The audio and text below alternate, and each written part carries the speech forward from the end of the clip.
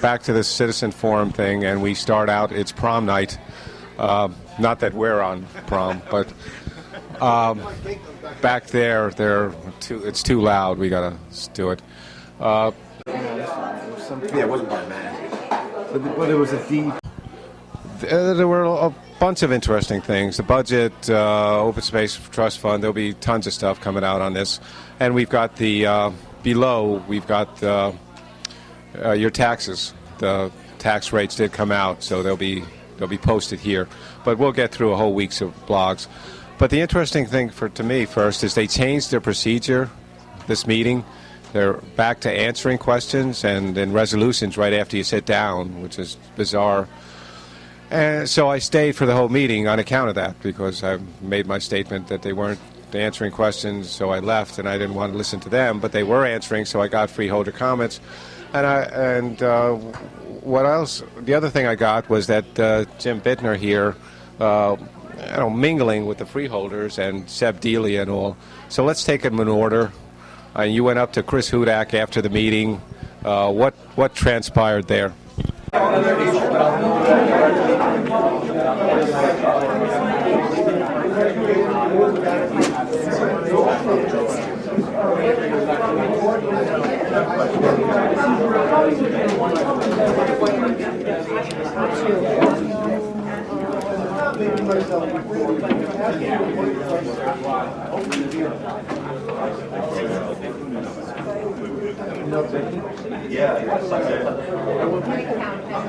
Well, I really wanted an explanation because during this evening's meeting, there was a resolution 340 opposing the Kane University exercising their right to first refusal for the purchase of the Morris County property, Morris Avenue property in Union that's adjacent to Kane University.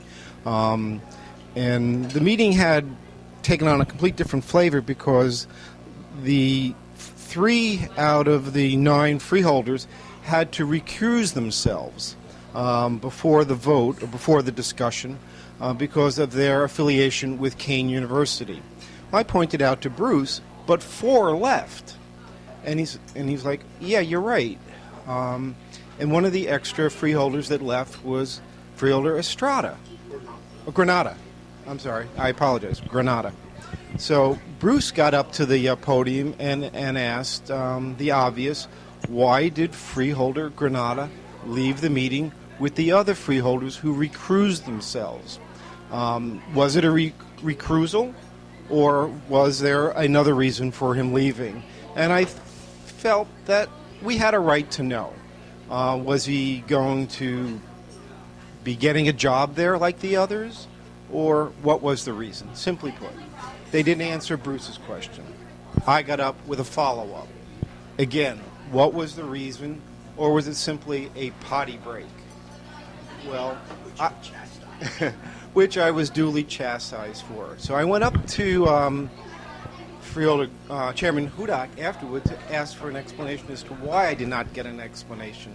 For the simple answer that Granadas graduated from there.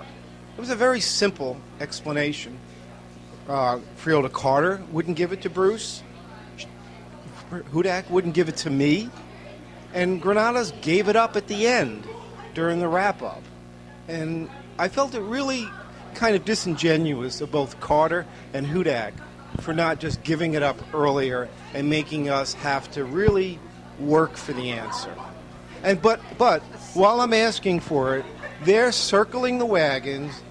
Barry's there. Seb Delia runs out of the wings, and they're all huddled around me. And then Hudak says the reason why he didn't answer my question is it was just bullshit. I have a hard problem with that. That a simple question as to why something was done is now termed bullshit and not answered. Okay, so this was not on camera. This was after the meeting was over, and you were there. He said your question was bullshit. Now, that brings us to the second meeting where I saw Freeholder Granados come up to you and take exception with what you said. And this happened. Yes, Freeholder Granados came up, took exception, didn't like the way I worded it in the meeting. I said I felt badly that he took exception to it. And then Seb D'Elia was again at the side when we walked outside to continue, and Seb D'Elia then characterized my questions as bullshit. Have a problem with that. Well, the thing I wanted to lead you to, from my point of view, it looked like Granados was taking exception because he was. What I heard was he was always polite to you, but why bring up this potty thing as if it would offend his sensibilities? Just seemed bizarre when they were calling you bullshit, and they were offended by the potty remark. And this will all be out on tape in the next few days. It'll be out there, what was said, what was not said, and the issue of Kane College and them orchestrating this resolution. There were people from Union there. It's a fairly interesting story you might want to check back to. I'm guessing probably around Tuesday because we have a lot of stuff to get to. And we'll just finish this up. There'll be a whole bunch of next 6 days. There'll be a new one every day on this freeholder meeting. And for now, Cranford kids really do dress up on prom. Everybody, there were like 20, 30 people coming in, and we'll probably pan the room later. All very well, the guys anyway. Everybody had the same black thing. Yeah, so very impressive parade I'm looking at, and you might later. But join us tomorrow for more from this freeholder meeting.